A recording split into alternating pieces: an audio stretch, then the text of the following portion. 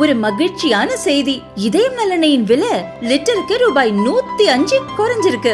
September 2023ல 1 litre இதயம் நலனையின் அதிகபட்ச விலை ரூபாய் 503. ஆனா இப்ப 1 லிட்டர் இதயம் நலனையின் விலை ரூபாய் 398 மட்டும்தான் தமிழ்நாட்டுல.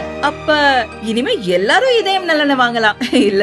இந்து சமய அறநிலையத்துறையின் நிர்வாக திறமையின்மையால் தமிழக கோவில்களுக்கு 5900 கோடி ரூபாய் அளவுக்கு இழப்பு ஏற்பட்டுள்ளதாக ஆலய வழிபடுவோர் சங்க தலைவர் TR ரமேஷ் குற்றம் சாட்டியுள்ளார்.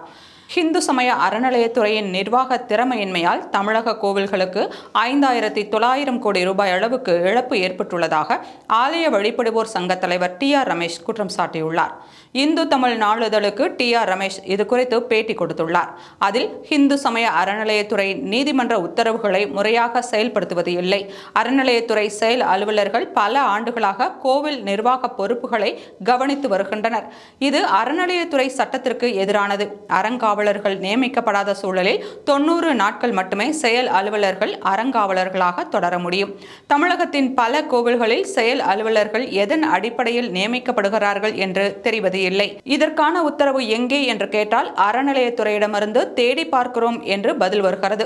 தமிழகம் முழுவதும் 5.25 லட்சம் ஏக்கர் கோவில் நிலம் இருந்த நிலையில் இப்போது 4.78 லட்சம் ஏக்கர் நிலம் மட்டுமே இருப்பதாக அறநிலையத்துறை தரப்பில் கூறப்படுகிறது. மீதமுள்ள 1.04 லட்சம் ஏக்கர் ஆவணங்கள் இல்லை என்று கூறுவது அபத்தமானது. இந்த சொத்துக்களின் மூலம் ஆண்டுக்கு 6000 கோடி ரூபாய் வருமானம் வர வேண்டும்.